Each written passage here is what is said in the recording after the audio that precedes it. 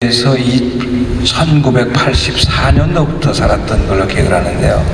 83년도에 미국 와서 이 샌버나디노 쪽에는 84년도, 85년도에 이사 와서 1994년도까지 살았습니다. 그러니까 10년 여러분들 사시는 이곳에 살았던 기억이 있습니다.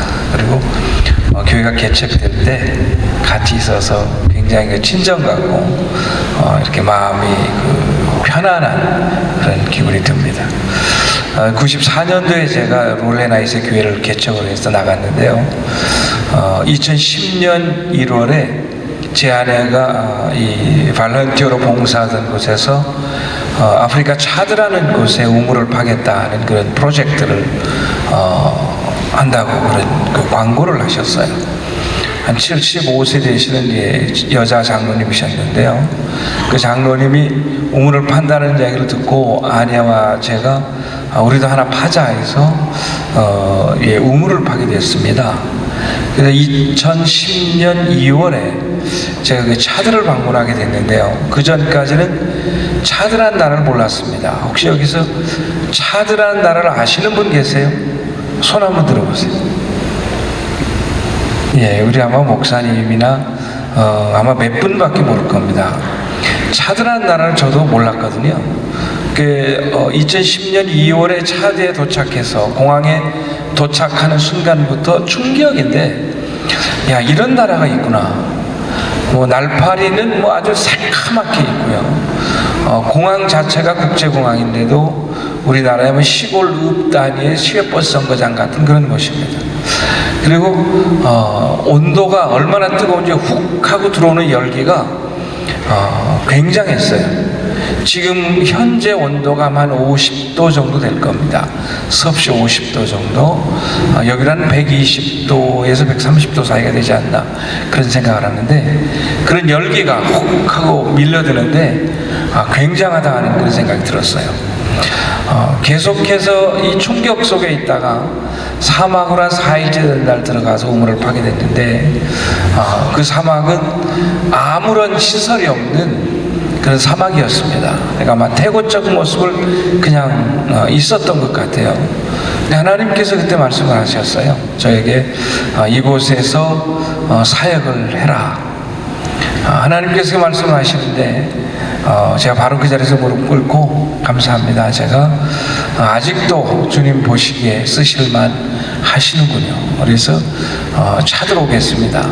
이렇게 하고 결정을 하고 콜링을 받고 집으로 돌아와서 아내에게 이야기를 했더니 아내도 아주 선뜻, 그 전부터 이렇게 다른 데 섬기기를 원했는데 가겠다 해서 저희가 차드로 들어가게 됐습니다.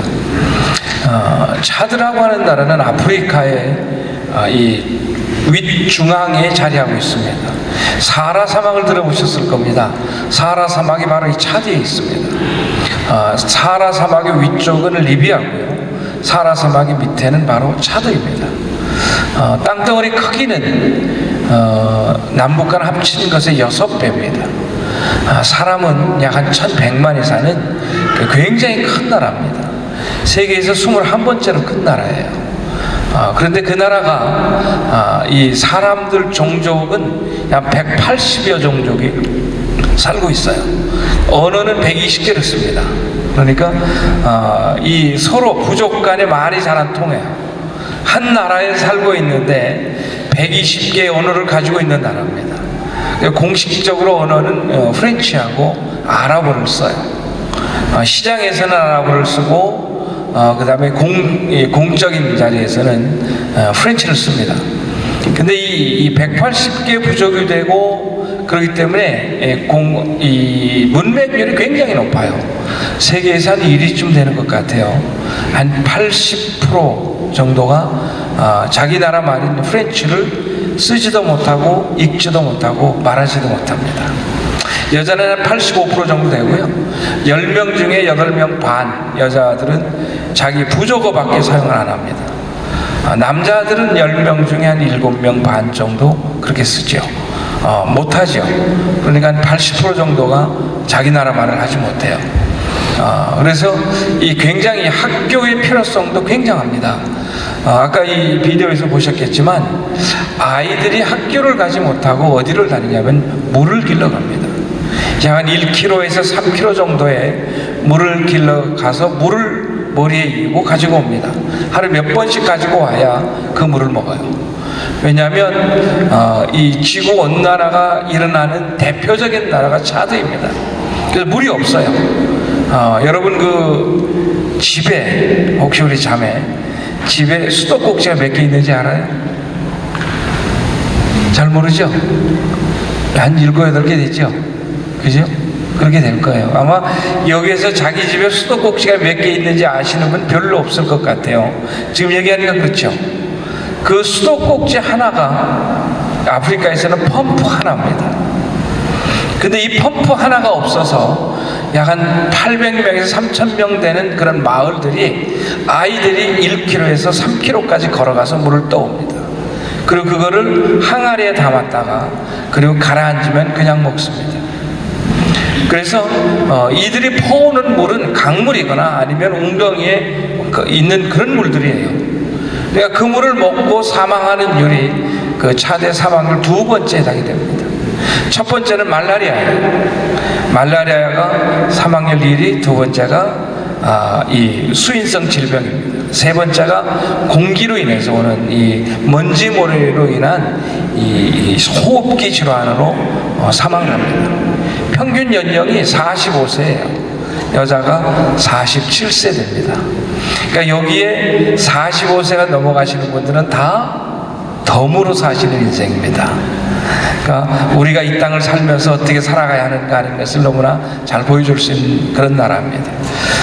먹는 거는요, 하루에 한 끼를 잘 못 먹습니다. 여러분은 하루에 몇 끼를 드시나요? 3끼 드시죠?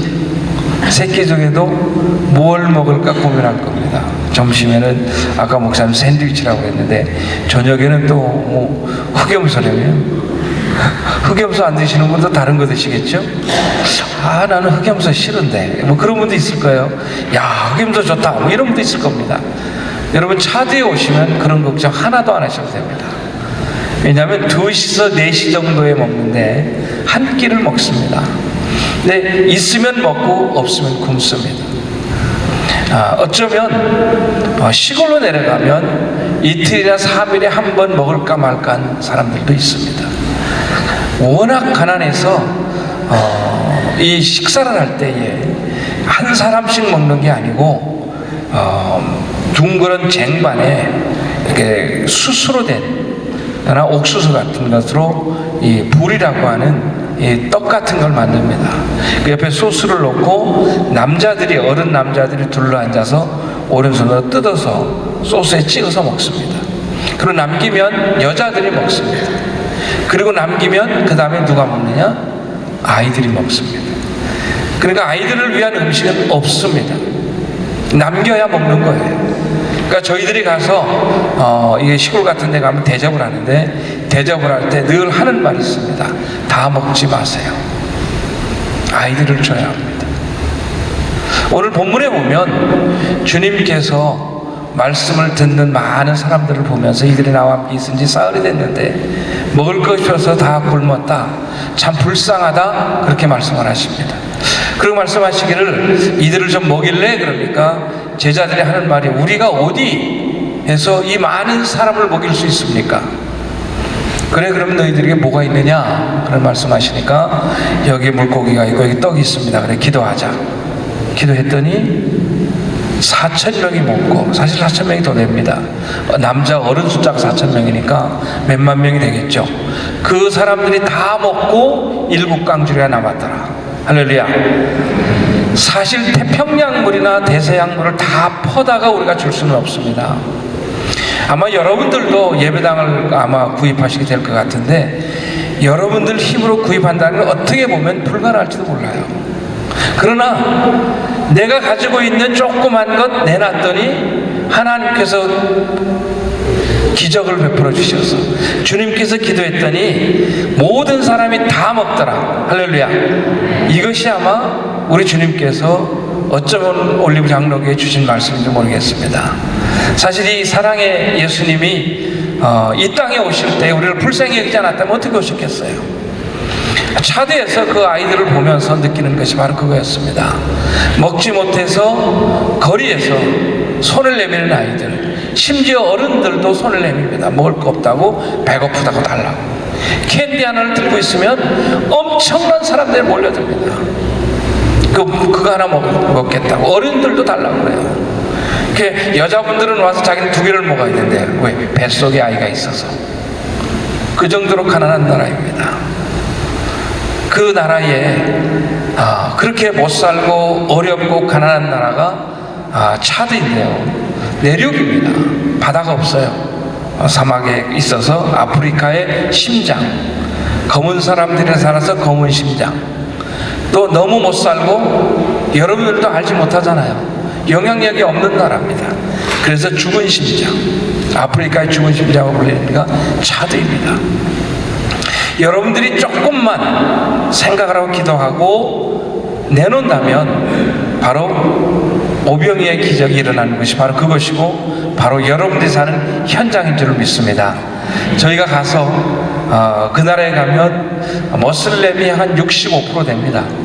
그리고 아마 크리스찬이 천주교인이 한 15%, 그리고 우리 개신교가 한 12, 3% 되거든요. 근데 그 중에 복음주의, 여러분들과 같이 예수 그리스도를 주로 시인하고 그리고 오직 주님만 믿는 사람들이 한 5%에서 7% 정도 됩니다. 이 사람들의 복음을 전하는 일이 굉장히 중요한 일이에요. 그래서 저희가 하나님의 부름을 받고 거기에 들어갈 때 주신 말씀이 요한복음 10장 10절에 2가지인데요. 거기 보면 내가 이 땅에 온 것은 너희로 생명을 얻게 하고 더 풍성한 삶을 얻게 하려 함이라. 그래서 복음을 전하는 일과 그 다음에 이들에게 정말 풍성한 삶, 이스라엘 백성이 광야를 나올 때에 만나와 메추라기를 먹었습니다. 이들이 물이 없을 때 기도했더니 물을 주셨고 먹을 게 없으니까 기도했더니 만나를 주셨어요. 만나는 생명 같은 것입니다. 사실 만나가 없으면 죽죠. 얼마나 이 만나가 귀한 것이냐면 매일매일 우리 주님께서 주셨잖아요. 안식일은 이틀분을 줬지만 차드는요 전기가 없어요. 그 뜨거운데 전기가 없기 때문에 냉장고가 별로 없습니다. 아내가 딸을 위해서, 저희 딸도 한번 같이 간 적이 있었는데 장조림을 만들었었어요. 저녁에 좀 많이 아이들한테 미안한 것도 있어서 장조림을 만들었는데 그 다음날 갔더니 쉬어버렸더라고요. 만나가 바로 이런 거였구나. 그러니까 하나님께서 주시는 것으로 산다는 게 이런 거였구나, 그런 생각을 갖는데, 근데 만나만 먹고 살 수 없으니까 주님 우리에게 좀 고기도 좀 주세요 하게 메추라기라잖아요. 그러니까 메추라기는 사실 어떻게 보면 먹어도 되고 안 먹어도 되는 것입니다. 아마 미국에 사는 여러분들은 만나뿐만이 아니라 메추라기도 얼마나 많이 드시는지 몰라요. 그러니까 너무 풍성해서 좀 다이어트도 하잖아요. 그래서 여러분 어떤 분은 하루에 한 끼를 먹더라고요. 못 먹어서 한 끼를 먹는 게 아니라 안 먹어서 한 끼를 먹는 거죠. 다이어트 하더라고. 차들은 그런 나라가 아닙니다. 전기도 없고 물도 없고 워낙 가난한 나라예요. 어려운 나라예요. 그래서 저희들이 하는 일은 거기에서 이들에게 뭔가 좀 풍성한 삶, 좀 이 잡을 창출하고 먹을 걸 줘야겠다 생각을 해서 현재 있는 것으로 뭘 했으면 좋을까. 저희가 차대에 처음 들어가서 고아원 사역을 시작을 했습니다. 고아원 아이들도 하루에 먹는 것들이 한 60-70명 있는데 여기 돈으로 20불이면 한 끼 식사가 됩니다. 한 끼가 아니라 하루 식사가 됩니다. 한 60-70명이 하루의 식사가 여기 돈으로 정확하게는 한 22불 정도 됩니다. 그거 하면 한 끼를 먹어요. 얼마나 기가 막힌 현실인지 알 수가 없어요. 그 사람들에게 제 아내가 뭔가 자꾸 해주고 싶어서 빵도 오고 가고 쿠키도 오고 갔는데 현재 있는 것을 했으면 좋겠다. 땅콩 쿠키를 만들었어요. 땅콩 쿠키를 구니까 이 사람들이 너무 좋아하는 거예요. 땅콩 쿠키가 이게 줘서 맛을 보게 했더니 이게 어디서 만들었냐고 그러더라고요.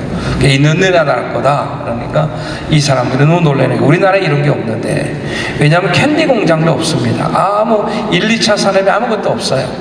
그저 옛날 살아가는 사람들이기 때문에, 그래서 쿠키를 땅콩 쿠키를 구워서 이 사람들이 장사하도록 해야 되겠다. 그래서 이번 땅콩 쿠키 공장을 차드에서 아마 할 예정입니다. 땅콩 만드는 방법을, 그 쿠키 만드는 방법을 사람들에게 가르쳐줬죠. 한 3명 정도 가르쳐놨는데, 이번에 들어가게 되면 땅콩 쿠키 공장을 해서 이 사람들에게 판매할 수 있도록 장사하는 그런 잡을 만들어줄 예정입니다. 또 하나는 봉제입니다. 교복도 없어요.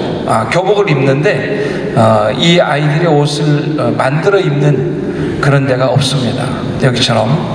그래서 그 집에서 거리에서 하는 미싱 하나 놓고 하는 사람들이 하는데, 이 사람들에게 좀 교복을 잘 만들어주면 좋겠다 해서 봉제 공장을 하려고 합니다. 그래서 이 교단에, 저희가 관계하고 있는 교단에 사람들을 모아서 얘기를 했더니 이런 얘기를 해요. 선교사님이 이 봉제 공장을 위해서 미싱 학교를 연다고 그러는데, 사실은 2004년도에 자기들 교단에서 결정을 한 겁니다. 돈이 없어서 못하고 기도했는데 9년 만에 하나님께서 선교사님을 통해서 이루어 주셨군요. 이번에 저희가 미싱 학교를 오픈을 했는데, 봉제 공장을 위해서 한 40명을 뽑았는데 한 400명 정도가 모였어요. 뽑아달라고. 그리고 아이들에게는 축구 클럽을 만들었습니다. 이 아이들에게 꿈을 주고 싶어서요. 어릴 때부터 신앙훈련을 시킨다면 좋겠다 싶어서 이 축구 클럽을 만들었습니다. 한 6개 팀 30명씩 180명을 모았죠. 그리고 코치들에게 이런 얘기를 했어요. 내가 한 가지 꿈이 있는데, 이 축구 클럽을 통해서 나오는 아이들이 유명 선수가 되어서 어디 유명한 그런 팀에 스카웃되어서 가서 TV에 중계되는 곳에 나와서 슈팅을 해 골링을 하고 세리머니 하는 걸 보고 싶다. 하나님 감사합니다. 귀한 모습을 보고 싶다. 그래서 지금 이 차드에서 180명의 아이들이 훈련을 받고 있습니다. 신앙훈련을 어떻게 시키나 하면 1년에 성경 한 번 통독하기, 그리고 성경 암송 69절 하기, 그리고 큐티 하기, 그렇게 해서 아이들을 영적으로 훈련시키고 축구 훈련을 시키고 그렇게 일을 하고 있습니다. 또 과일도 많지 않아요. 그래서 품종 개량을 위해서 이번에 농장도 들어가면 운영하게 될 것 같습니다. 제가 가서 하나님께서 불러주신 이유가 어디에 있나 하고 생각을 해봤더니, 사실 차드에는 2가지 소망이 있습니다. 하나는 우물을 팔 때 약 한 3,000불 정도가 들이면 우물 하나 파는데요, 뚫으면 나옵니다. 한 45m 정도 뚫는데 그러면 나와요. 다른 나라는 난 굉장히 비쌉니다. 어떤 나라는 2만 불 들어가는 데도 있고 굉장히 비싼 우물도 있는데, 차드는 아마 땅속에 물이 있는 것 같아요. 그래서 뚫으면 나오는, 그게 참 굉장히 좋은 현상이죠.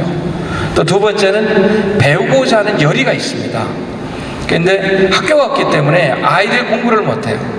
그래서 우물 하나 파면, 시골에 가서 우물 하나 파주면 그 동네 한 800명에서 한 2,000명 되는 그 동네 우물에 하나가 파지게 되는데, 추장이 와서 학교도 지어줄 수 없느냐고 이야기를 해요. 내 추장은 모슬렘이거든요. 근데 이 모슬렘에게 저희들에게 바로 크리스천 미셔널인데 와서 지어달라고 그래요.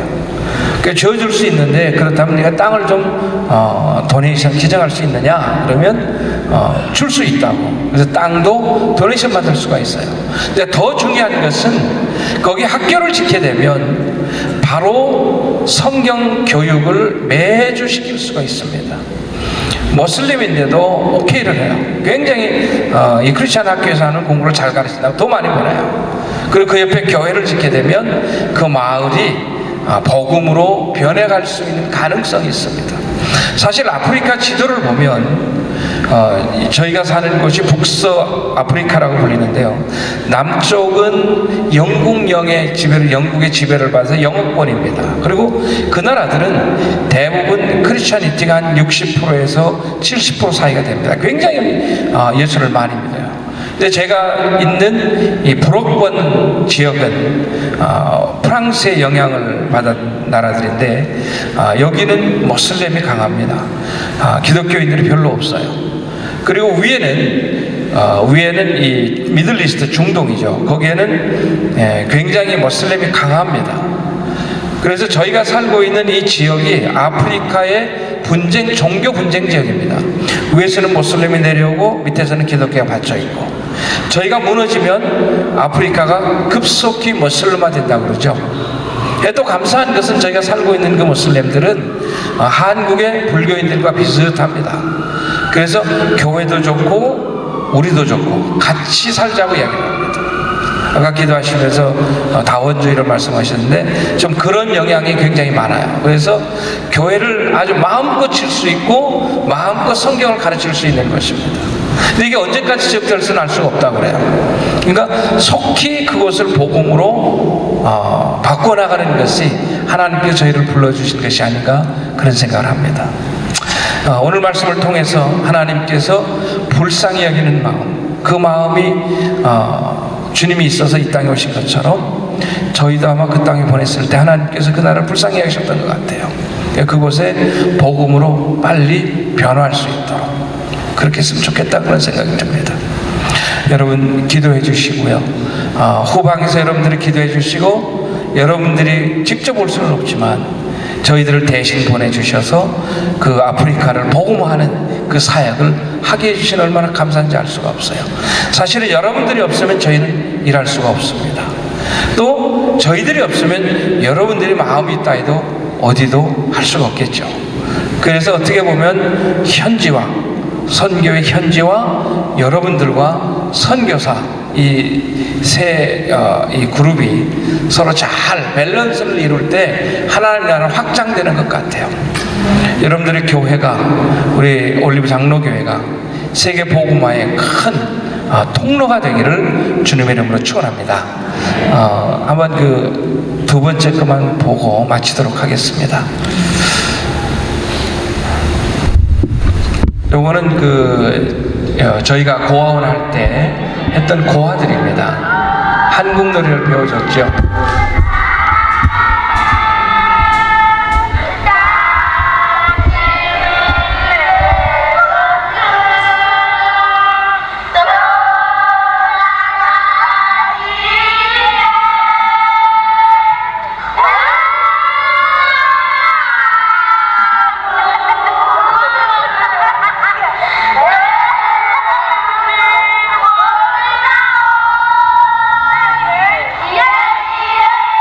이 아이들이 2시에서 4시 사이에 한 끼를 먹는 아이들입니다.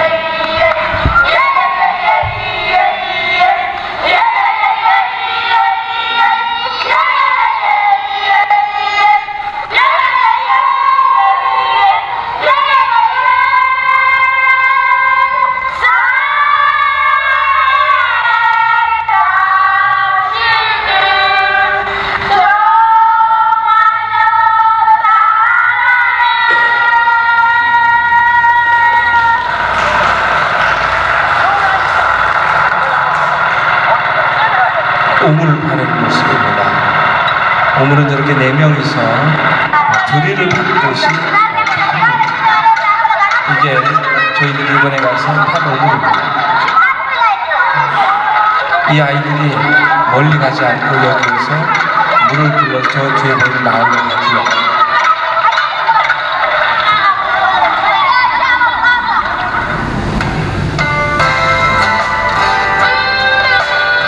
우물을 파지 않으면 응덕물, 강물을 그냥 먹습니다.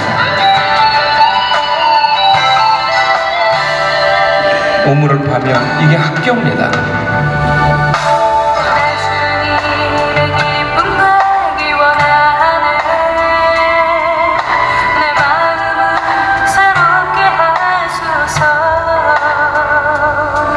이게 교회입니다.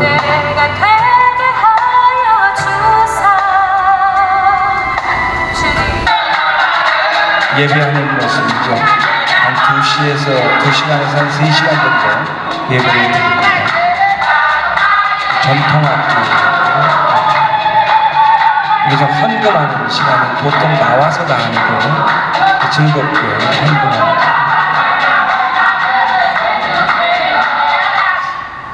돈이 없으니까 자기들이 농사진 곡물을 11조로 드립니다.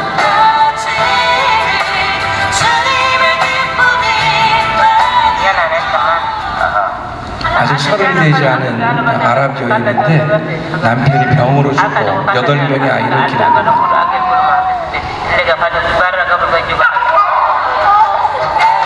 저렇게 먹는 모습입니다. 아이들이.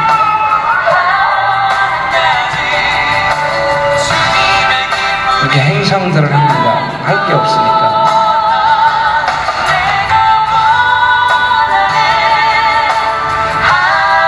수수를 타작하는 모습입니다. 마을입니다. 한 2,000명 정도가 사는 마을이죠. 미싱학교, 이건 오픈한 미싱학교. 전기가 아니고 발로 하는 미싱입니다.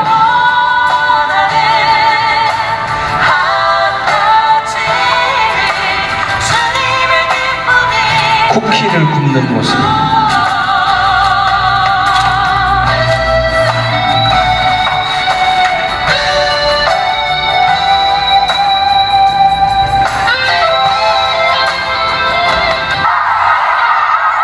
축구 클럽을 만들 때 모습입니다. 한 180명 정도 아이들이 모여서 발대식 할 때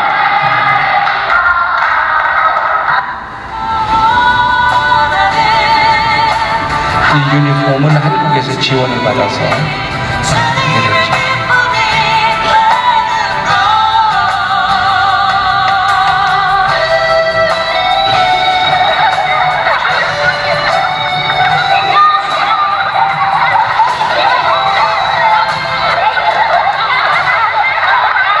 기도하겠습니다. 하나님 아버지 감사합니다.